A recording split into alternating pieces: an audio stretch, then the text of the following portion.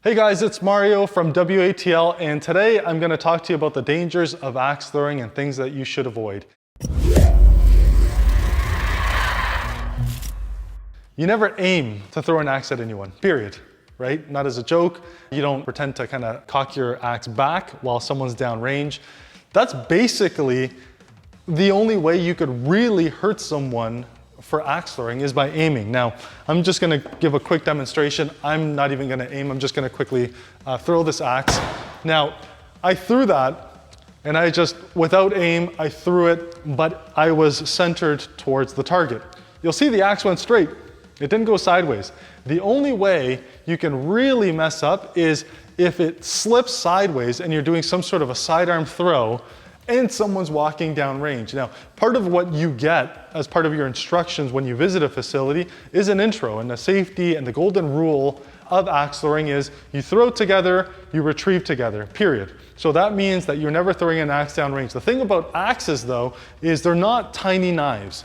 And this is what kind of drove me nuts very early on. I knew nothing about knife throwing, 4 or 5 years ago. We're looking at introducing it back then in our facilities, but every single knife I seemed to order online kept bouncing back and forth, and I said, I will not touch knives. Like, that is just crazy, they're too dangerous. And it all had to do because of where you have to throw from in order for it to stick. Now with knives, there's so much unpredictability because they're so light, and you're basically landing in a tip. And so if you try landing on a tip, and it goes kind of sideways, it's gonna fling sideways, and it's got these wild ricochets. And even knives that didn't have guards early on, they would actually end up going through the fence, or they'd be sticking through the fence far enough where it might hit someone that's in the next lane. And so I said no to knives until we started redesigning things, and we created WKTL, where we have the guards, and you have much larger knives where you can actually throw it from 10 feet, and they have that weight where you don't have those wild ricochets. And so the thing with axes, and the reason I'm giving you that explanation, that story about knives, is axes are not knives. Axes roughly weigh about 2.5, maybe 2.25 or 2 pounds at the minimum. Now, with that kind of weight, you don't get those wild ricochets that happen left and right, which is why, in general, as a whole, this industry, we have something that the insurance industry calls a zero loss history. So a zero loss history means there haven't been any insurance claims in our industry.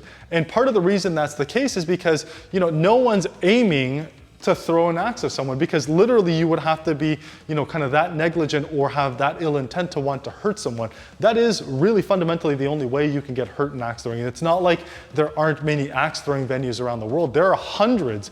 Just in North America alone, it's estimated to be at least 500 venues in North America. So there are lots of venues. We, collectively, and when I say we, I mean the whole industry, we probably see anywhere in the, close to 10 millions of people plus per year at all of these venues. Now, when you're seeing this many people and you're producing those kind of numbers, you think, hey, there has to be some sort of, danger to it. And of course there are. And generally, the dangers are, when you go into an axe throwing facility, we generally say a bad axe, don't touch the blade. It's sharp. You don't need to tech for it. And sure enough, someone, decides to see how sharp it is, and maybe they'll rub their finger down it, and sure enough, they need a Band-Aid. Those are certain things that you can't really control for, but it's not necessarily something that is dangerous at all. Overall, the sport of axe throwing is extremely safe. Part of the reason is we have safety mechanisms in place, like cages, where it protects and it serves as a barrier from the axes going through anyone. We also have coaches that are on site that teach you how to throw an axe. So it's the golden rule of throw together, retrieve together. The one golden rule that we do have in axe throwing as well is, see how that axe is already there? You should not be throwing a second axe while there's one down range. Even though it's very, very difficult to hit the back of an axe that's already embedded in the target. So let's pretend this one's in the target. If you throw this one hard enough, it hits the back. We've seen a video in the past where it's ricocheted so fast that that could actually be fatal.